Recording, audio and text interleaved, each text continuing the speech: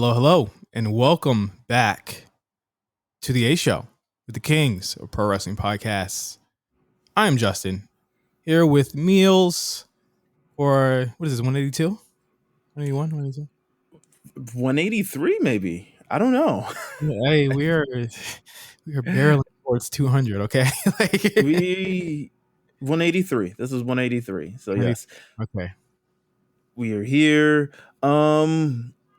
So both of us, I would assume, just finished watching this Apple conference thing that just ended like 20 minutes ago. Yeah. Anything that catches your eye? Anything in the slightest? I mean, listen, man, I think that Apple is at a point where like they're trying to make up like new things to get you to buy. Mm-hmm. Air tags will not be one of those things that I'm gonna buy. I'm sorry. AirTags. There's I no think value they're. Go on. because someone said, "Hey man, you could put it on your pets," and I'm like, like pets in some cities are practically required to get microchipped. So like, I don't need air tags for that. My dog is already microchipped. So Wow.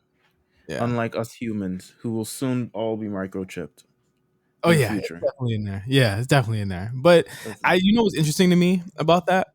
What's up? The Mac to I like maybe I'm wilding, but I feel like they're phasing out desktop computers completely. They should. They should. Did you see how long it's taken them? You see that new iMac that we got today? You know how Yeah. long it's taking them to at least do something with that giant same bezel that's been around. And we're stepping in. I'm not a genius category with this thing, but it's taken them like almost a decade. It's probably been over a decade to kind of Yeah. even like slightly change the bezel. And that's the reason why I never got one, because I was looking for a new computer like maybe like a year or so ago. And I was like, I don't like the bezel. It's been around for too long. It's ugly. I still think the new one is kind of ugly because it has that little bar thing at the bottom. So it's like, it's got like flashes of ugliness. Um, but overall, I mean, it's new. I'm glad they did something about that. But yeah, they're trying to remix new things. Like the iPad is like iPad Pro is like, I got the iPad Pro. Like if you got one, you got really them all. It doesn't there's no vast change that's going to switch me over unless they make an iPad Pro XG something of the rather. Yeah, it's crazy. Um It's like um I don't know. It's just weird. The optics of that is weird in the way that they placed the iMac two presentations before the iPad.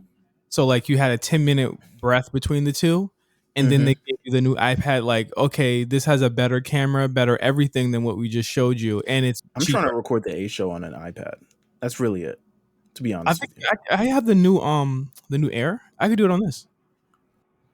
I have the latest. I mean, I guess the latest came out today, but I have the latest, I think, iPad Pro, and I'm just wondering, will I be able to record it and pick up my mic? I don't need it too much. I know it can't do like the whole software settings thing. It's like it's a little bit too crazy, but I just need to know for sure that it's like, okay, picking up my mic, we're recording, we're in business, everything of the rather. Yeah, I mean, I think the most exciting thing was obviously the iPad's cool. I mean, I just got an Air, so I won't be upgrading anytime soon. But Same the shit. Apple TV, the Apple TV to me, it was like I've been waiting for an Apple TV refresh. My I knew they were going to announce one because both 4Ks in my house have started malfunctioning. Whenever Apple is about to announce something, they will make the devices that you use start malfunctioning, and that is like it'll start like it'll run HDR. And the new thing that the new Apple TV 4K fixes is the HDR.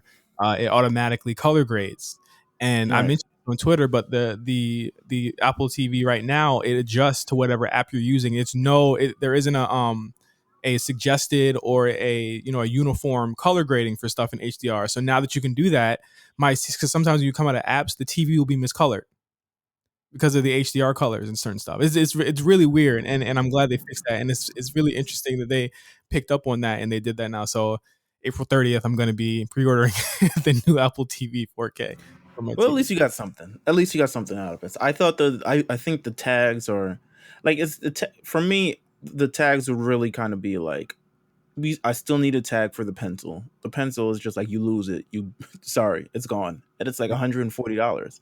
Like I still need something, or at least like build it with a sound thing, so you can just like it can beep or something. And then of course your AirPods, which is like you can put it in your pocket if you're wearing like shorts and laying on the bed. You put it in your pocket, slides out on the bed. Suddenly you're making your bed, you lifting up the thing, you know, and suddenly your sheet throws your fucking AirPods through a window. So Yeah. I need that.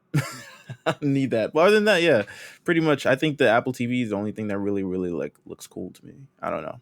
It's the new remote alone, and the fact that it costs the same as the regular ones right now is a great value proposition. Right now with Apple, it's about the value proposition for me. It's like, what am I getting out of this? I'm getting more on my iPad than my MacBook right now.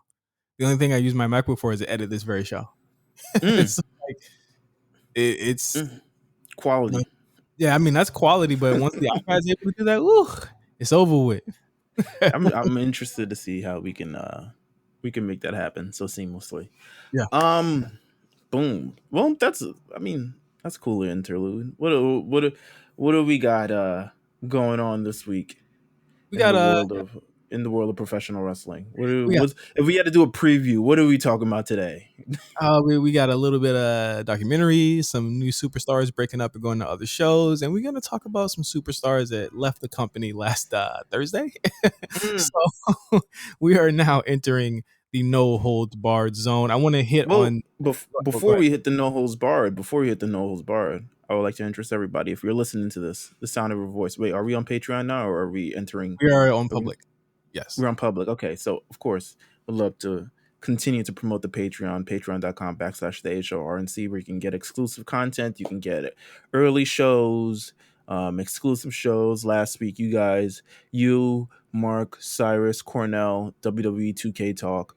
I Mhm. loved it. I listened to it over the weekend. Great insight, great stuff I didn't know, great stuff that I guess only you four would know, Yeah. considering how much you guys played WWE 2K19 together. I didn't know you logged in that many hours. I was like, holy shit. Okay. Yeah, we play a lot. Uh, We play a lot, bro. Like we play the yeah. game a lot, and Cornell obviously has a background at EA, very close to a lot of guys and gals at 2K. Obviously, I have a lot of people at 2K as well, so we're very like informed on what this should look like, and we in that conversation that Meelz is talking about, we talk about the leaks, the proposed leaks, and a big rumor about it not coming to the current gen systems, which is complete and utter poppycock, but Mm, you know how that happens. But yeah, agreed.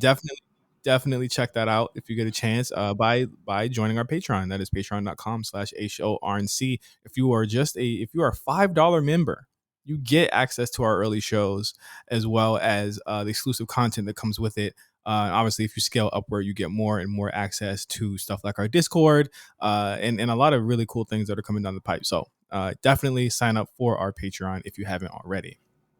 So, no holds barred. I want to start off with the Stone Cold A&E documentary. I completely lapsed. I blanked out on this one. I forgot it was airing, but I felt like I knew everything. I know you watched it, but I watched it, yeah.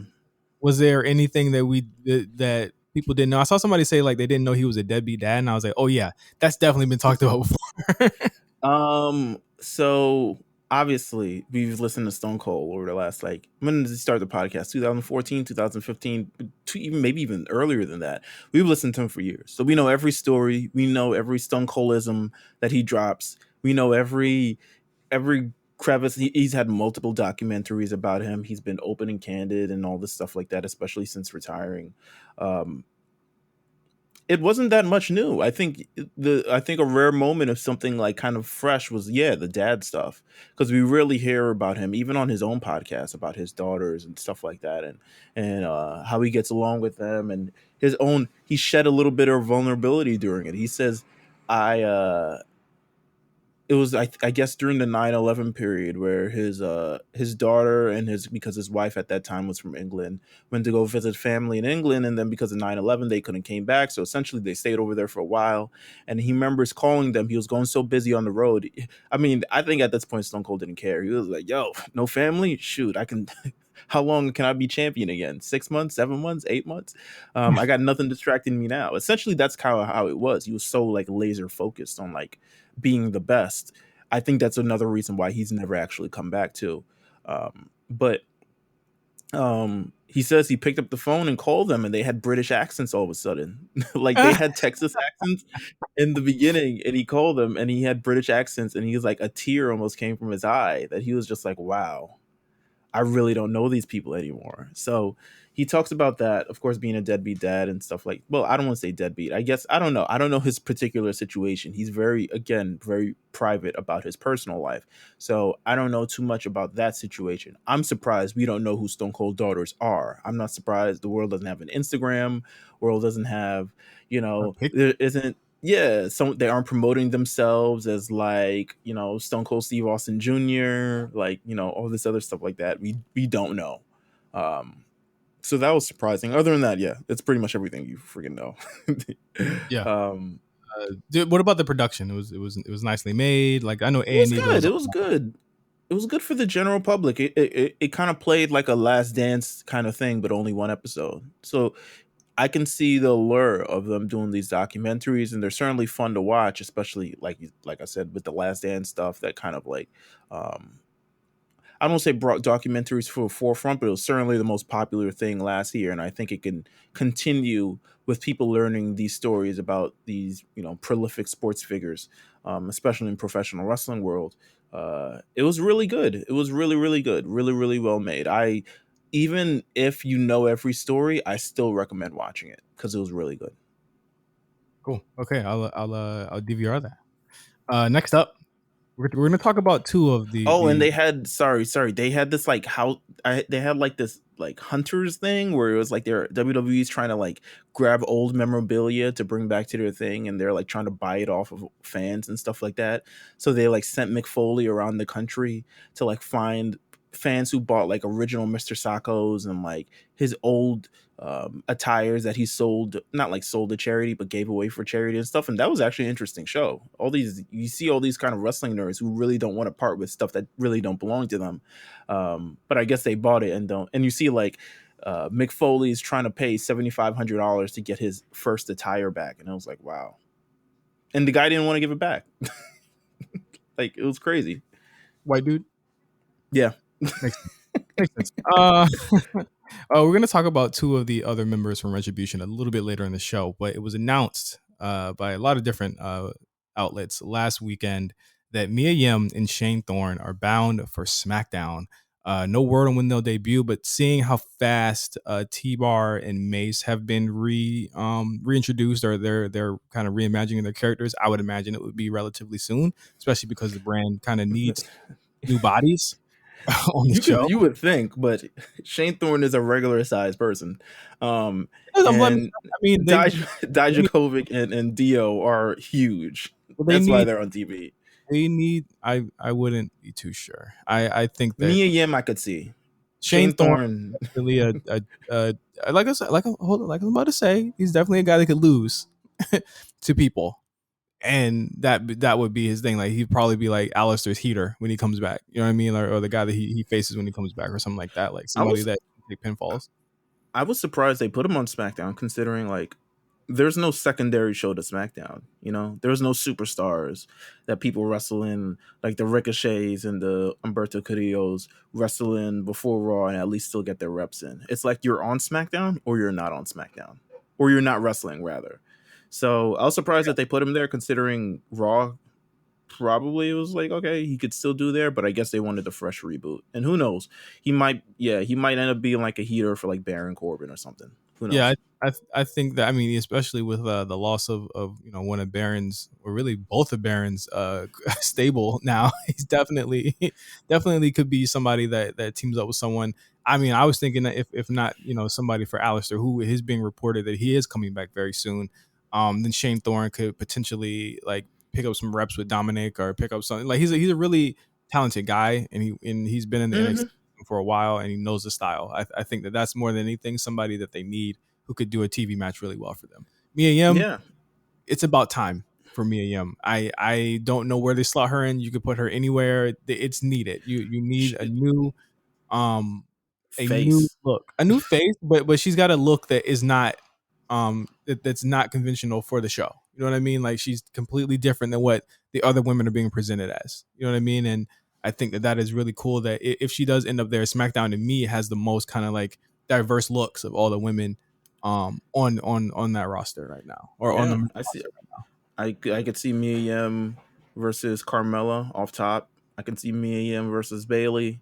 I can see Mia Yim like a Mia Yim Bianca Belair versus Sasha Bailey tag team match that I think would do well. Yeah. Um, just don't put her in a tag team for the love of God, please. I think we're I think we're good enough. Once we get to Raw and SmackDown, I can be able to express a little more on the women's tag team division. Yeah.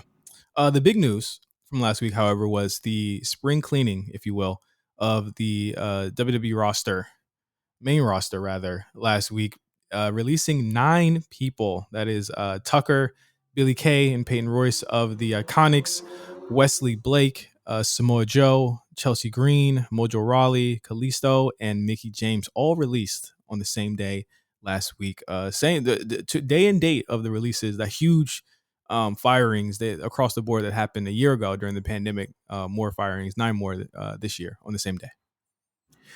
I don't think it was a. I think people were trying to say like it was planned. Like Yeah. they WWE put a thing where it was like planned. It's like, oh, we're gonna Okay. same day as last year. Why not? Not realizing that like WrestleMania was moved last year. There would probably, I don't think the date really came into determination of like what they were gonna actually do. Um, but it's always surprised when they do the spring cleaning. It's always like, wow, who could it be? Um, the roster needs it from time to time, so I'm not completely like mad at it. Um, but But yeah, it it's always surprising on who's actually selected. I think this one was more notable out of like a lot of years. Last year was just like, yo, we gotta go. They gotta go. Like, no offense to anybody last year because I know it was COVID and it was a pandemic, but it was also like, yo, half these people wanted their release, half these people we weren't doing anything with, half these people we're just gonna furlough and bring back. This yeah, year they was brought back more surprising. they brought back a bunch of people from that furlough. Nigel McGuinness being one of them. A lot of people got let go there that did eventually come back, or some people like producers and stuff like that did come back. This to me, in a lot of ways, there was a lot of, to me, like really huge names last year that I was like, wow, like they're gonna, they're gonna miss those guys. You know what I mean? This year, it's tough to say like, okay, this person's worth more than the other person, right? Because it's like, but when you look at the list, I'm more bummed about like a Samoa Joe. I mean, obviously, I already know you are. You bummed about Billy Kay. That's a huge blow for the women who need a personality. You know what I'm saying? She has a personality. She has a shtick, Mm-hmm. if you will, on the roster. But it is definitely like a huge loss to lose both of those people. I think Joe, he definitely commands, and it's not to say that like I don't think Joe will come back. I think he has a bigger chance of coming back than a lot of these people. To be honest with you, but it's just a loss where it's like, damn, what was he ready to go? It seems as though he wasn't even clear to even be wrestling. So I'm wondering what really was the impetus behind that, if they didn't want him to just be behind commentary or something like that.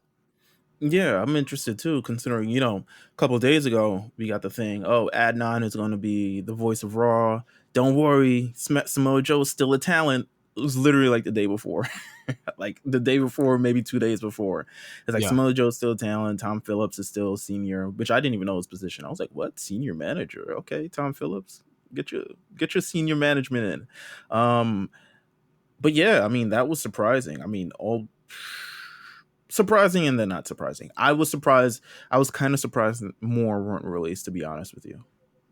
I I was a little That's bit. my thing too, is, and it kind of goes against they're stockpiling talent. It's like, which one is it?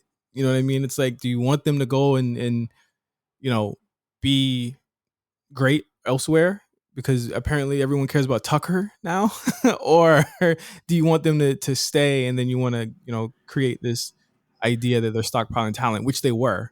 You know what I mean? Tucker don't give a Tucker. Tucker been on Instagram. He changed his name immediately. He didn't. I don't even know if he had a blue check, but he don't got one no more. No, he had still got one no more though. He changed his name before he got all approved. Like the Iconics, Jessica McKay, and I forgot what the other girl name is. Cassie something. Yeah, Cassie L or something. I don't know. But they went through the proper channels, got their name changed, kept their check, all the other stuff like that. Tucker was like, I don't give a fuck. Like, let's get me out of here. I can't wait to tell my biz. What's the first? Who wants to scoop first? I'm going out golfing. Like, I still get paid for 3 months, so it's like no biggie on me. And then I'm gonna find my bookings. Don't worry about me. So I'm gonna tell you this right now. We don't care. We don't care. That sound. We need that drop, please. I'm gonna put it on here. We don't care. We do not care, Tucker, about your story, bro. I'm sorry. Like, just go.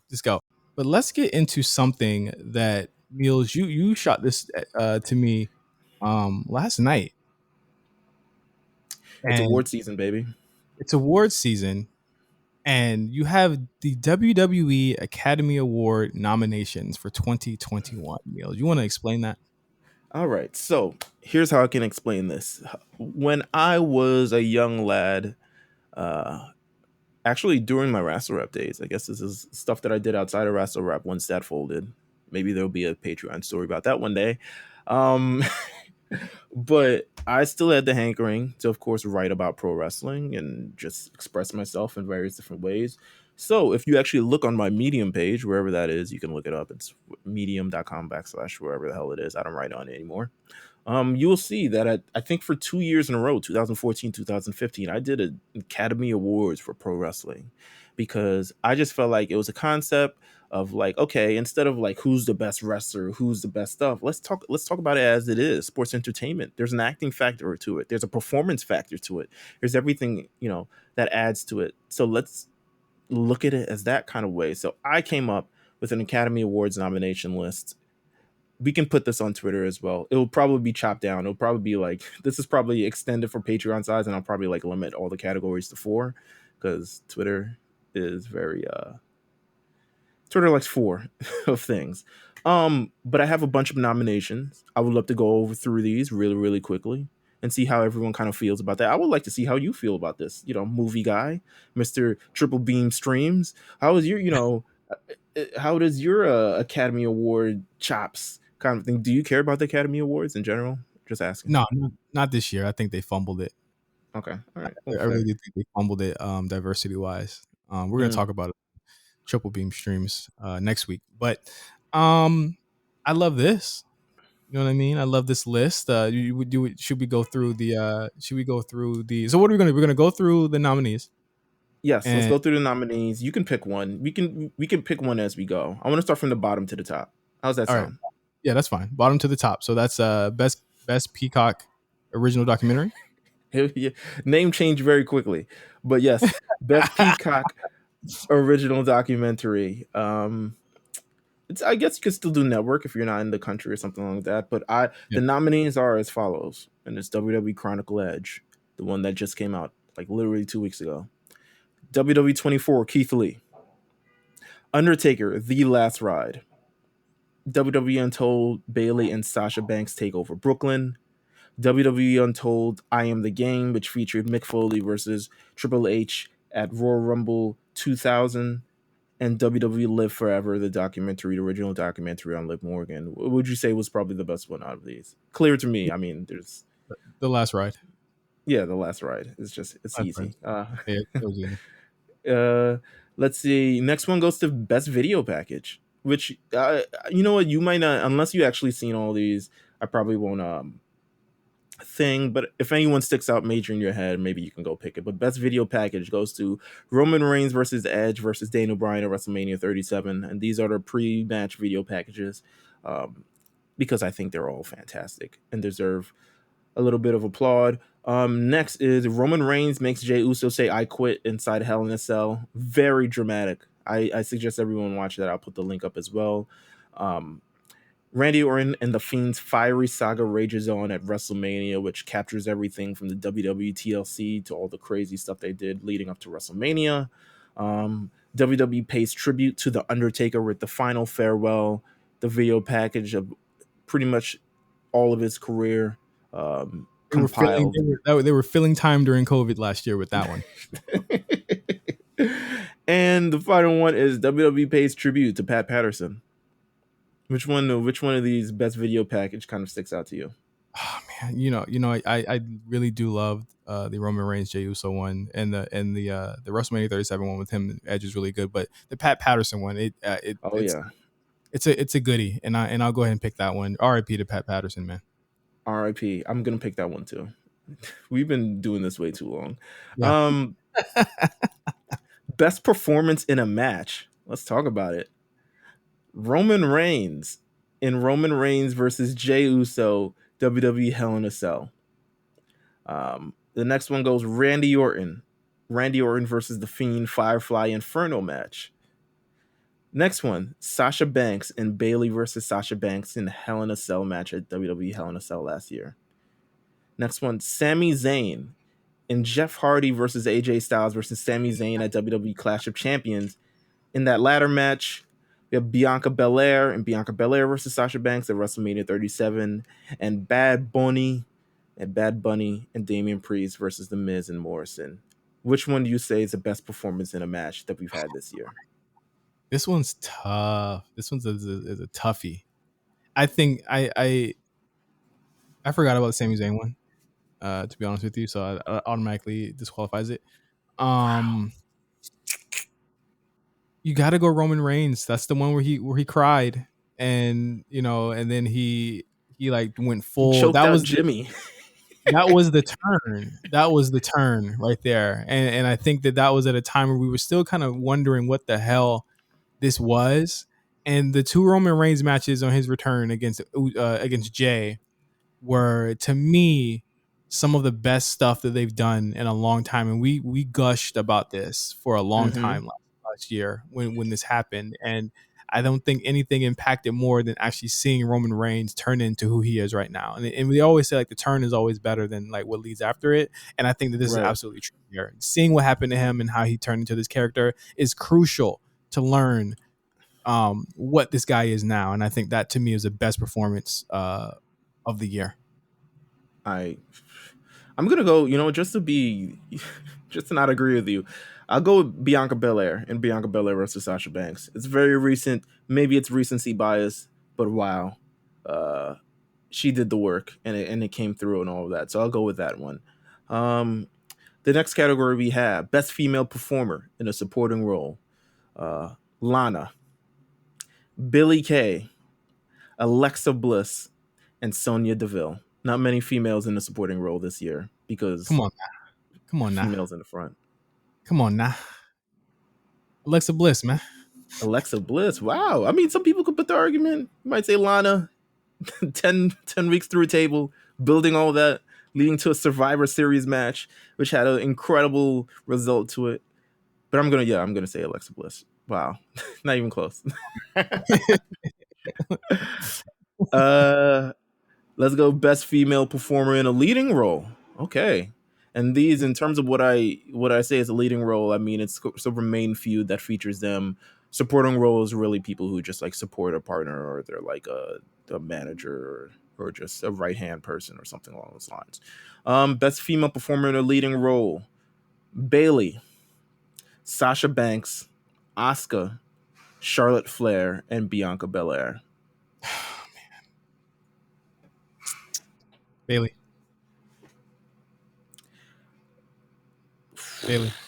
It is so recency bias for you to say Bianca Belair right now, and I know you want to say it, but it is big recency bias. She did not hold down the company for a whole year. Okay, her year started. I want to say Asuka. Oh, you want to say Asuka? Okay. But that's because I'm a mark for Asuka. No, that's fair. I wanted to say Asuka too, but it didn't hit like Bayley did, bro. Bayley was on all cylinders. We put her jersey in the rafters. You know what? I'm gonna give it to Bayley. I'm changing from Asuka to Bayley because you're right. From everything that she did with the women's championship, everything that she did in the feud with Sasha, even to elevating Bianca Belair, even to making WrestleMania moments out of nothing. Even Hello Ding Dong, best female performer, versatile, all around. Meryl Streep, baby. I don't know. Um, let's go to best male performer in a supporting role. Jey Uso, MVP, Dominic Mysterio, Murphy, Damian Priest, and Paul Heyman. Yeah, I'm gonna call you out right now because you snubbed somebody. You know who you Who did snubbed? I snub? Reginald. You know what? I feel like due to the unceremoniously disappearance of Reginald, I did the not put him. the COVID disappearance. Is that what it is? Because he's just, we never got like it never came around. It never built up to something. It just kind of happened and then happened to someone else. And it never, like, I can say Jey Uso had an arc, MVP has an arc, Dominic Mysterio has an arc, Murphy has an arc, Damian Priest, a little bit short, but has an arc, Paul Heyman has an arc. Reginald doesn't have that arc. He just kind of existed as a supporting role for Carmella, and then be a manhole. Come on, nah. Hoes don't win Academy Awards. Stall my nigga out, man. Okay, so I'll give it to I got to give it to MVP Jey Uso, a very close second place here, almost first. MVP really redefined the roles of a Shelton Benjamin, a Cedric Alexander, and a Bobby Lashley. Right? He gave us the Hurt Business. He was the voice behind it, and MVP last year in the pandemic was given a lot of guys that did not work out, and this core worked out to a point where it was like, yo, we got to see these black men beat up white people every week, and it was fantastic. So I got to give it to MVP. I don't know how you don't say Jey Uso. Jey Uso gave a very Boys in the Hood-esque performance. I think in terms of support, the man legitimately has on his shirt "Right Hand Man," which is terrible apparel. I would never, as a man, have that on my shirt. Listen, Jey Uso is not a man to me, so that's why I wouldn't have him there. That's hilarious. I'm giving it to Jey Uso. He's done too much over this year for me not to give it to him in Uptowns. So I got to give it to him. Best male performer in a leading role. Of course, Roman Reigns, Edge, Randy Orton, Daniel Bryan, Bray Wyatt, and Drew McIntyre.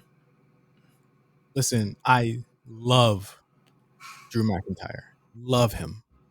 He is right now, next to Finn Balor, my favorite superstar. It's got to go to Roman. It's got to go. Listen to that. You hear that? People racing in the back. Fast, Too Furious checks in the background. I gotta give for Roman Reigns. It's the Rough Riders. I gotta give it to Roman Reigns, man. I think that the moment he returned, he shut the internet down. He shut shit down with the new teeth. He looked like a star. He looked like a movie star. So let's go. He came through. I wanted to try to slide it to Edge or Randy Orton, but Roman Reigns is just, we give him shit every week. But yeah, to be fair, this is a hard category because they're all great. They're all great. I almost added Seth to this. But then I didn't because Drew McIntyre deserves it. And we're not talking like we're not talking in ring with Bray. We're talking like promo and getting that character over because he did that, and it's a hard. This next category is hard. It's tough as hell though. Whew. Okay, the main event. This is the movie of the year. This is film of the year. This is music video of the year. This is everything. This is best promo. Have you watched these promos, by the way? Yeah, Or do you kind of remember? I had to go back to watch the Roman one, but everyone else I remember. Well, the two of these you had up here were literally from like last week, so I remember those. Well, yeah. So recency. Roman Reigns promises Jey Uso that he will fall in line SmackDown October 30th. It is literally 2 days before Hell in a Cell. A very powerful promo between Roman Reigns and Jey Uso. Um, the following one, Becky Lynch announces that she's pregnant. Wow, the emotions they flood in. Becky Lynch has the gift of gab, and she certainly now she got the gift of mom. Bailey explains her heinous actions on Sasha Banks, SmackDown, September 11, 2020. Daniel Bryan gives a defiant yes to his WrestleMania dreams, SmackDown, April 9th, 2021. Randy Orton coaxes The Fiend on a moment of bliss, Raw, November 30th, 2020. And Edge is driven 2 days before WrestleMania, SmackDown, April 9th, 2021. Best promo. Best promo. Yeah, I know. Best promo.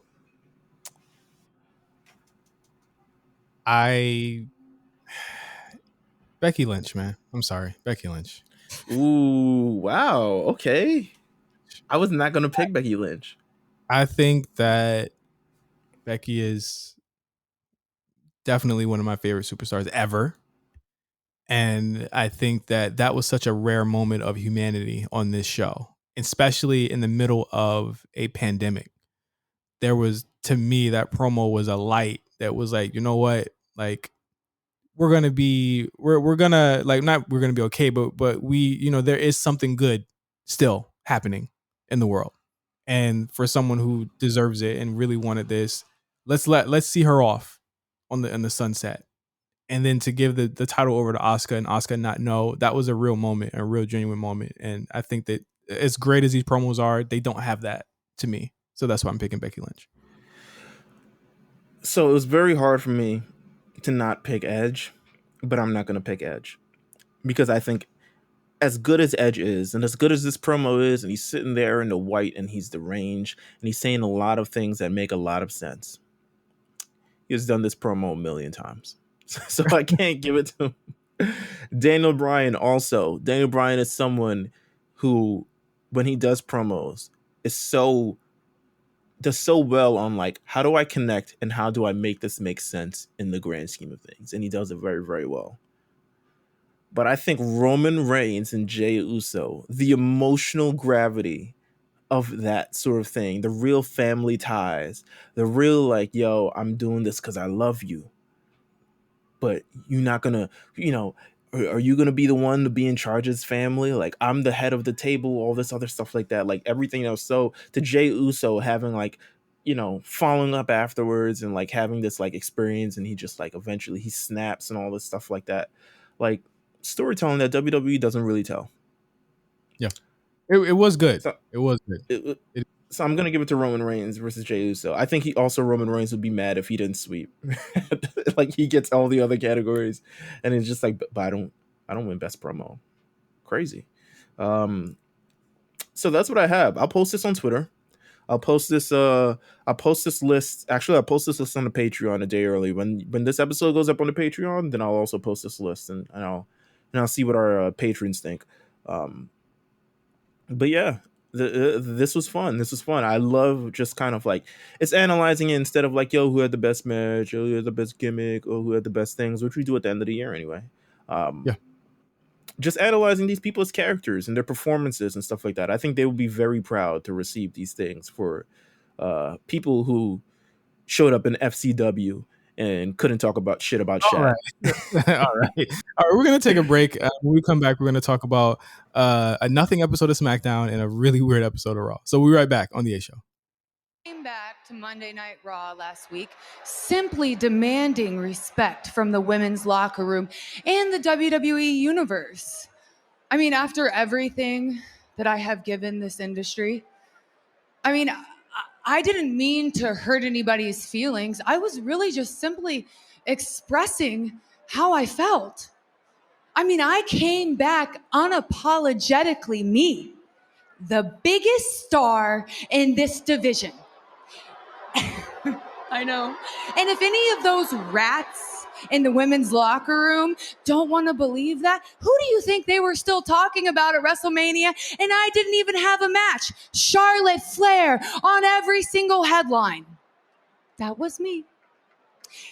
And here's the thing, the ladies say they don't like me, but they don't like each other as much as they don't like me. Aw, hey girl, hey. Ah, it's so lame. They're all so fake to each other.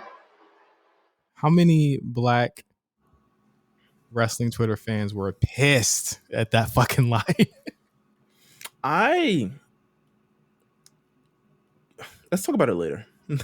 I have thoughts about this promo. And they're not all good, which is rare, but they're not all good. Letting her go Broadway 2 times in 2 weeks? Yeah. We can talk about it when we get to Raw. Let's talk about SmackDown. Largely nothing episode. I felt like there were like 7 people that were ready to work on SmackDown. That's and bullshit, by the way. And everyone else had PTO. Okay, let just quickly. No Apollo, no Big E, no Edge, no Bryan. Sasha was there, didn't talk. Who else was missing? Shit, man. Like damn near. We had 2. Liv and Ruby not on the show. This is a bunch of people not on the show this week. We had 2 tag division related segments that went, I think, through a commercial break. Both. And I was just like, huh? I think the only thing that really kind of like, okay, we know KO and Sammy will show up to work.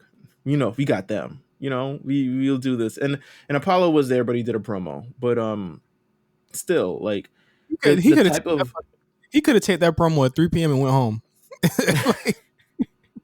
The fact that this is the Raw and SmackDown after WrestleMania. You've hyped this up for years. Anything can happen, I guess, because they didn't have crowds. They were like, anything happened. But I guess going back to not having crowds, it was like, let's settle people back in. let's aim the bar so low that we have to build back up from here. And maybe that's what they did. Because that show was nothing. I think it was also weird to have a nothing show, but also I think it was weird, but also a good thing to have a nothing show and have Pat McAfee, Michael Cole's new commentary partner, debut. They announced it like 18 hours before the show that Pat McAfee was working on SmackDown.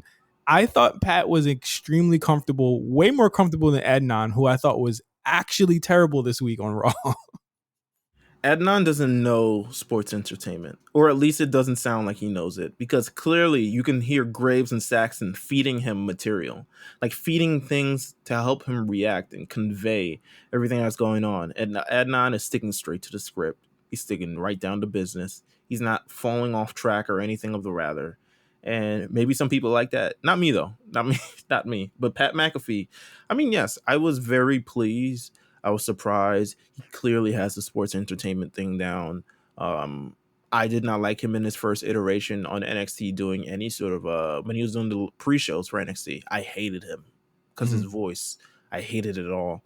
I think maybe it's because of the Michael Cole association, that Michael Cole is so familiar that I'm able to just like ease into this. But yeah, he was good. He says he did terrible. Yeah, I know. I saw a clip where he said I did terrible.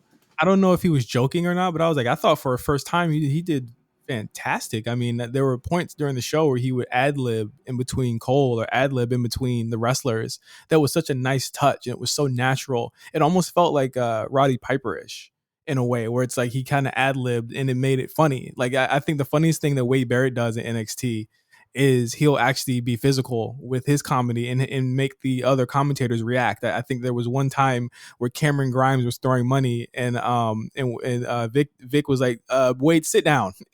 You saw like Wade standing up trying to get the money. And I think that like Pat is another one of those types of personalities that will do that. And I thought it was really fun. And for a nothing episode here, I thought that he really put over the people that needed to be put over.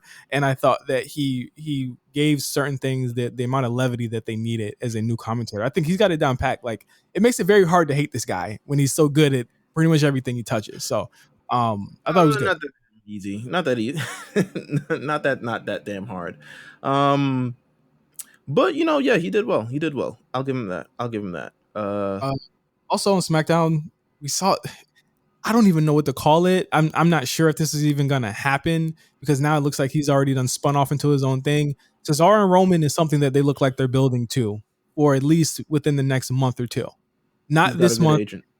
Yeah, not Well, WrestleMania Backlash, but I think at least Money in the Bank that will happen. you don't think so though? I think it will happen at WrestleMania Backlash. Be clear, there's like 5 weeks until May 16th, which I think is the date of that show. What would you So think would be likely? A triple threat with Seth, Cesaro, and Roman? Where no, I think Cesaro finishes off Seth on TV, and we get that big moment on national television where the Seth and Cesaro thing ends off, and it spins off into the Roman versus Cesaro thing. I think that happens on television. okay. So I could see that happening because if Seth is still putting over Cesaro, I don't. It would be weird if it lasted like another 5 weeks and they teased us with the Cesaro versus Roman thing. Which, by the way, I laughed heartily at that promo. The fact that Roman was just like, "Man, nigga, please," like, get me. He saw his suit. Cesaro went. He went to go get the mic, and he's like, "I'm not sticking around for this." On the mic? Are you crazy? Maybe if he swung somebody, I might stick around. But this man's going to talk. Get me out of here.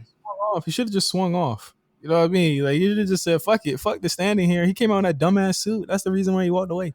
Terrible But suit. Terrible we suit. saw Cesaro face off against Jey Uso. No winner here. Well, I guess Cesaro won by DQ with Seth coming out. I'm like Neil said. I'm seeing that that'll probably be ended either on TV or WrestleMania Backlash. I too am hoping that it ends on TV because I think Roman and Cesaro have had great matches, and in these new iterations of these two, seeing Roman get swung would be fantastic. Like back in the day, you wouldn't see that. You know what I'm saying? Because the face doesn't get put in the swing, the heels do.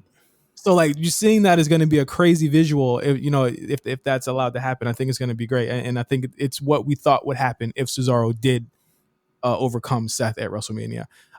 Bianca promo thought was really good. It was really weird.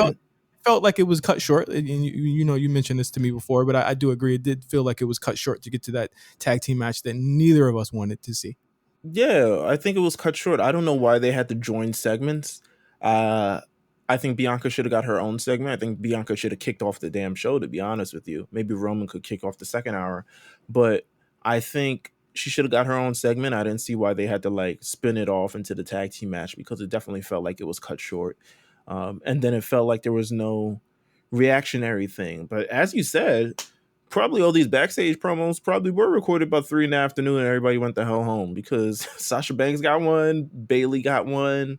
Everybody was talking backstage. I don't even know. They could have filmed the end of SmackDown last week. Like at this point, like the end of SmackDown ended up leading to Jey Uso versus Cesaro, which no one is fucking surprised at that. Yeah. And nothing really happened on the show, Meelz. I mean, yeah, nothing really happened. Wait, first of all, I was questioned on the final thing of SmackDown because it ended in like DQ, and I'm like, are we protecting Jey Uso? Protecting Jey Uso, but also protecting Cesaro as well from like a loss, like that because that is like the one thing that they'll do, right? They'll put someone out like that has nothing to do with the one person. You know what I'm saying? Like it was just such a wild thing to do. You protect both guys, but it's like it's Jey Uso. You know what I mean? You don't need to go 50-50 with Jey Uso, guys. Because they're protecting the 4 rematches we're gonna get over the next 5 weeks. That is true. It's gonna happen this week too. I'm sure of it. I'm sure. Yeah, SmackDown was. I don't even want to talk about the rest of it because it was just so nothing that it's like negatable. That tag scene is abysmal right now. It's a 4-team show. It's a 4-team show. What is the point of even having those fucking belts, right? If this is all we got, you know what I mean? Like that, they've beaten everyone already. They beat them all at once last week. So I don't know. Coming up on Raw, I will say this: Raw was a better show to me than SmackDown was. I think it had better matches, obviously, as they always do, but also had things happened and things moved forward, which is rare for this fucking show. But it had to end with some weirdness that I would just like, all right, that just kind of took me out of it. And Humberto Carrillo showed up, and I was like, all right, y'all just trying to fill time at this point. Yeah, what was that about? Why do they keep sticking people in front of Shane and Nia and Shayna's thing? We're gonna get to that. Okay. No Bobby Lashley on this show. Again, people missing. I didn't even realize it. No Bobby at all.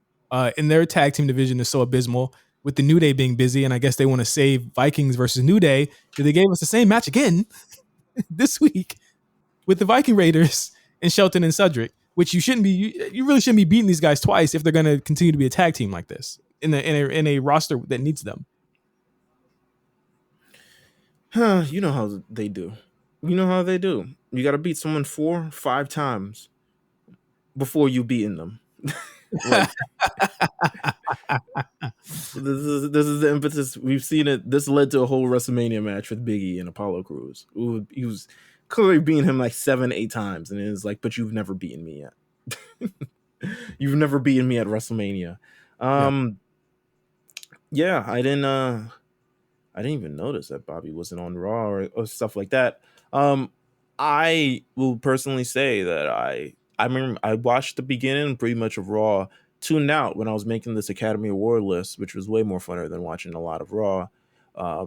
Looked up because I saw that Riddle and Randy were having a match, and I was like, holy shit, what's going on here?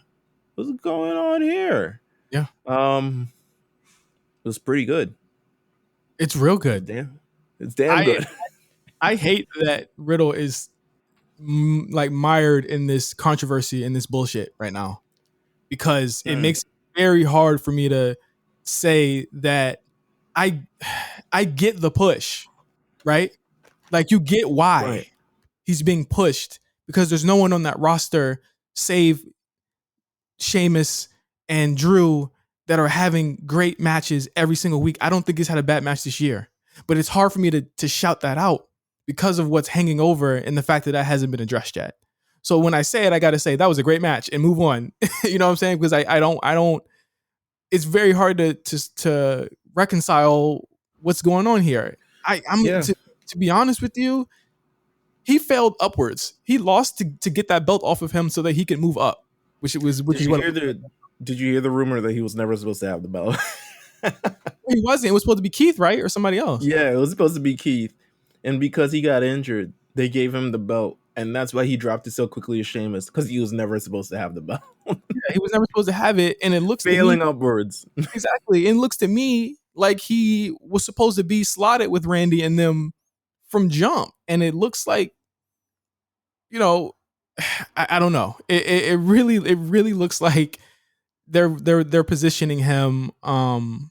They're positioning him in a WWE title look. It really does.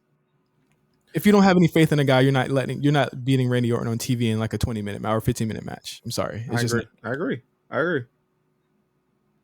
So I thought it was great. I can't really add much to it. I'm pretty sure this will continue way better than what was advertised, which was Braun Strowman and Randy Orton. I guess Vince pulled the plug on that and said, let's just go ahead and give it to Riddle. So Randy better pull the plug on that. He was like, yo, I'm doing what?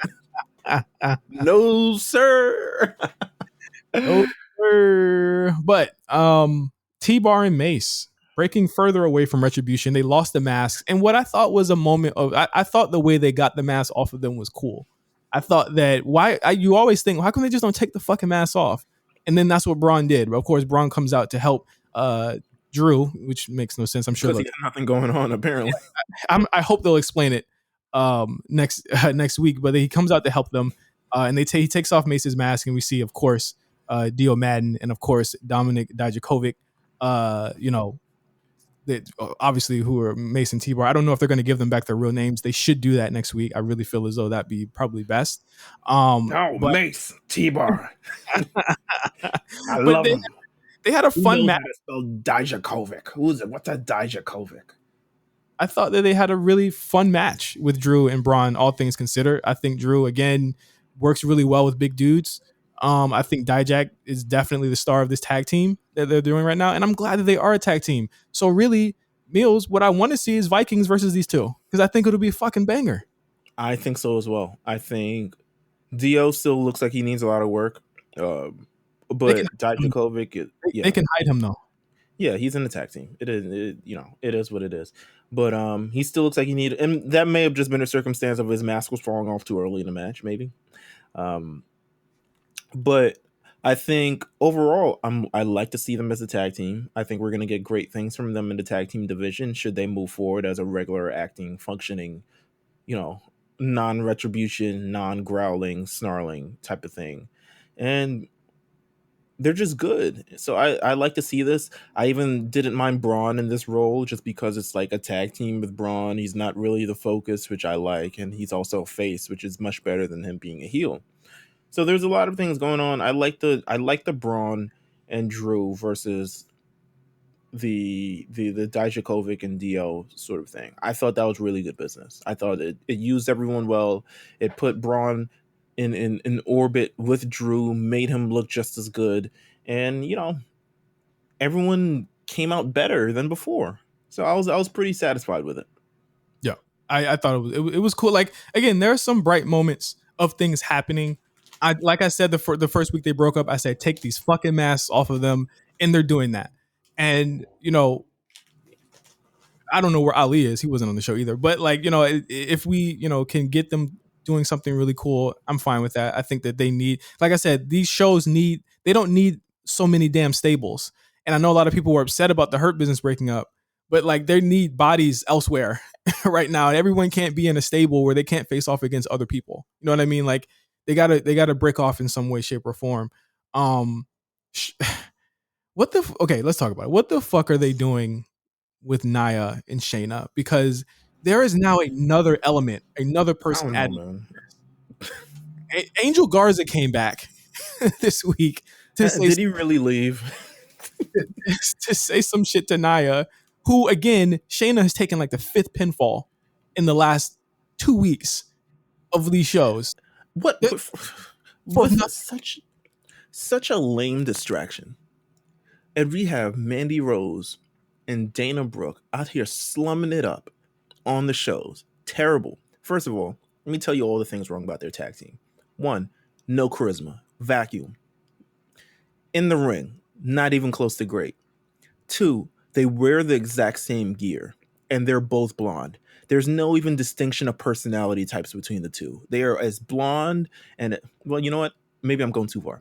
But they are indistinguishable, and it's like not even trying. Or it actually, the worst part is it maybe actually is. They are the worst women's tag team on the roster by far. I don't care what you have to complain about Natalya and Tamina. Tamina got chance the other week. They lucky they in the Thunderdome. That's all I'm saying about that. They could pipe in the chance. The fact they throw 3 separate videos of the thing that happened in the same 15-second thing is like, what? I'm so I just had to get that out. I don't know what they're doing with Nia and Shayna. Please get but the women's tag team division itself, It's a mess. it's a mess. It's just bad. And I knew this when NXT made their own. I knew they would do it better. It's already light years ahead, and there's only been one program so far. Literally one. One program is already better. I already feel like Ember and Shotzi are bigger deals than Nia and Shayna are. I'm sorry, they just are. Like they're bigger deals on their show, respectively. They look good. They look like in terms of like their booking, they look good. They aren't tripping and slipping and shit. They look fucking like world beaters. They look like people that can win matches. This is bullshit. This is terrible. And you took Reginald's sick or whatever, but this is what you came up with. There's like 15 people involved with this. There's women from both shows that want these titles. Just give it to someone. Give it to someone. Give it to somebody. I don't even want them to give it to them. To be honest with you, if I had to shoot on this division, the Riot Squad is the only reputable team that I like. Natalia and Tamina, not a fan of, but I get it. Give Tamina the damn belt so she can have a belt. She's been with the company for 15 years. She's broken both her knees wrestling for this company. I'm not even sure if that's true, but it feels like it. Give her the belt. The Mandy and what's her face? Say no more. I've already said enough. Naomi and Lana. Great TikToks. Amazing TikToks. I don't want to see them wrestling together. Absolutely. I don't. It's just they want to make it work, and I see them. I don't even know if they're necessarily putting in effort, but they're saying like, let's at least have a division. Let's at least have a scene. Let's at least do something with these women who aren't being featured on TV on a weekly basis. But this is so piss poor. It is so piss poor, and it's so evident how piss poor it is because you're doing the same match over and over on both shows. Both shows. Like, it's so bad. And then you just threw out friggin' Carmella's partner, so now who's she gonna team up with? You know, I'm pretty sure they're gonna call up Aaliyah or something. They might as well call up Aaliyah. Aaliyah been in NXT since the damn Obama administration. Like, yeah. I just gotta say right now, whatever happens, I know we're coming to the end of the show right now. This is like within the moment. They reached the verdict in the Derek Chauvin case as we've been recording this. Whatever happens, you guys, please be safe. Hug your loved ones, call your loved ones. I don't know what's gonna happen. They're supposed to read it probably like an hour after we finish this show. And I'm sorry to like do this, Meelz, but I have to say, like, my anxiety is crazy right now. This is a real moment for me. So yeah, real life shit. Yeah, kind of tough. Let's talk about Charlotte Asuka Rhea before we head out of here. The Charlotte promo. One time is good. 2 times you're doing a lot. 2 times you're like, there ain't nothing to say. There wasn't nothing to say. What else did you get to talk about? I felt like she was like bordering. It was less. Hold on. Wait till Rough Riders. RIP DMX. RIP Black Rob too. Can we play Whoa at the end of this podcast, by the way? Can you keep that up? Yeah, I got you. With that said, yeah, 2 times is too much. She had nothing to really say. She was bordering AJ Lee levels. And that's not bad. It's just not very in character for Charlotte Flair. It's not Charlotte Flair. She stands above the rest. She doesn't necessarily have to come down and just beat them all with the same words and over. I guess she's mad that she wasn't on WrestleMania. Yeah. But then also it's like you have this result at the end of Raw. Asuka beats Charlotte. Fine. Whatever. If it happened the other way around, I still wouldn't have cared because the matchup between Asuka and Charlotte, while it's a goodie every time, it's also been exhausted considering like last year and all this stuff like that. Her beating up. Well, Asuka got a win. Yes, Asuka gets a win. Yes. Yeah, Asuka gets a win. So there we go. It made sense. They made it make sense. She got a win last year. She beat Charlotte last year. That's why I wasn't as gung-ho about it, because she beat Charlotte last year before Nia took out Charlotte. Oh, okay. So, I mean, I thought the match was good. They always have good matches. That's the thing with Raw. There's always going to be good matches on Raw. Other than the fucking New Day or Kofi Elias match, which the less we didn't even talk about that, and we don't got to be honest with you. About that shit, the better. I don't know. I don't know how Kofi didn't say that's not going to work for me for doing that. But I think that they had a great match. I think the Rhea thing thrown in there. I'm not too convinced that they're going to have her drop the title this quick. Maybe in like a month or two. Maybe at Money in the Bank, but not this quick. Well, if it's against Charlotte, I would have said so. But it looks like it's going against Asuka because of the end of Raw, which Charlotte brutally beat down, and not even like brutally, like manhandled the whole referee and like beat his ass.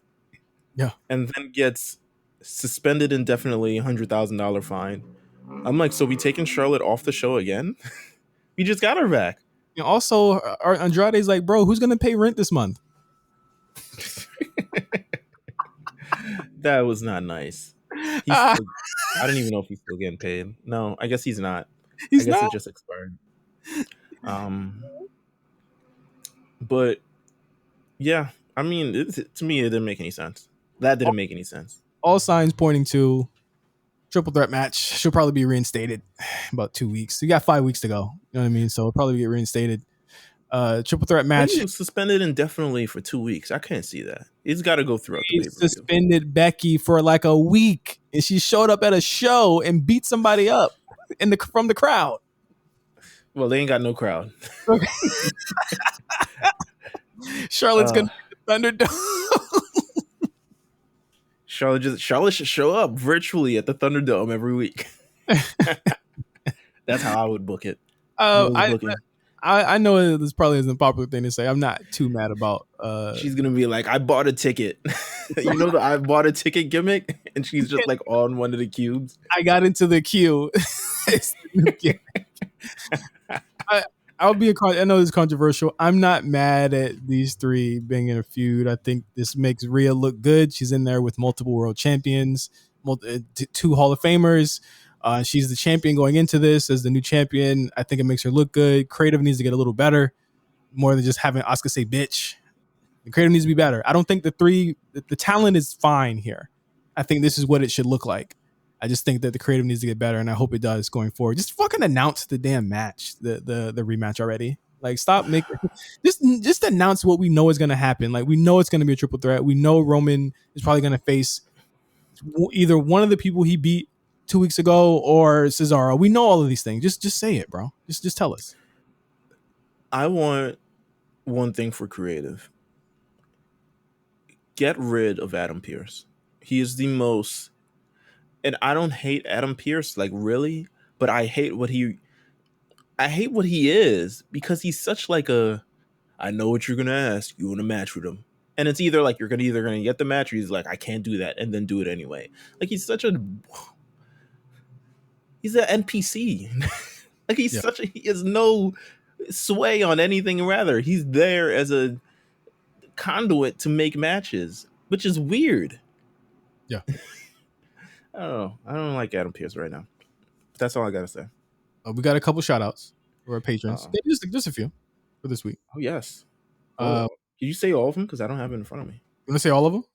Yeah, say all of them. Every single patron, all 44? No, not every single patron. The new ones. Okay. I gotta pull a patron in front of me. Patreon.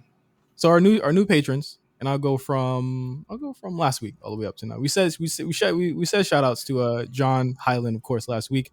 We also got Charles Cannon, 245. Thank you.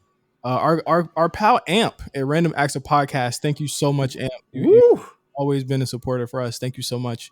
We got Samson Gray. Thank you, brother. Fan of the show, friend on the tweets, all of that stuff. You're fantastic. Thank you, man. Also have Evan R. Stokes signing up for the Patreon as well. So thank you for signing up for the A Show Patreon. Really appreciate it. As always, we have new content coming. It is on the way.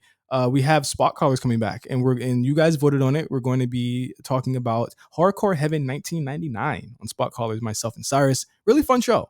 I can't wait to watch it again. And we have a new episode of the Rewriters Room talking about Shinsuke Nakamura's turn, but also what if he didn't turn? What if he won the WWE title? They asked these questions and more on the Rewriters Room this week, so check that out.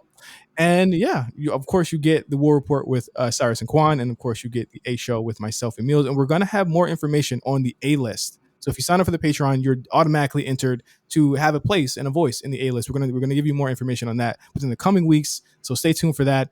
Meelz, is there anything else you want to bring up? No, not really. Listen to all the other RNC radio shows. I'm talking about, RSPN. I'm talking about the Black Variant, talking about the Lookout, talking about Mount Silver, talking about Big Eyes, talking about kind of everything under the sun. And even though go back to the old stuff too, because that's what I've been doing as well. Yeah. All right. Until next week, for Meelz, I'm Justin. See you next week. Please be safe. That's whoa. Bad bitch town, she was whoa. Had me fucked up in the head, I mean. Whoa. Bought the bitch diamonds and pearls, I mean. Whoa. Should've seen them shit shining on the wrist. Whoa. Now money ain't a problem, see my dough is like. Whoa. Pulled out my bankroll on y'all niggas like. Whoa. Lost the roots, went from 210 like. Whoa. Faggot wanna peep my blueprints, I'm like. Whoa. Had to hit the brakes on y'all niggas like. Whoa.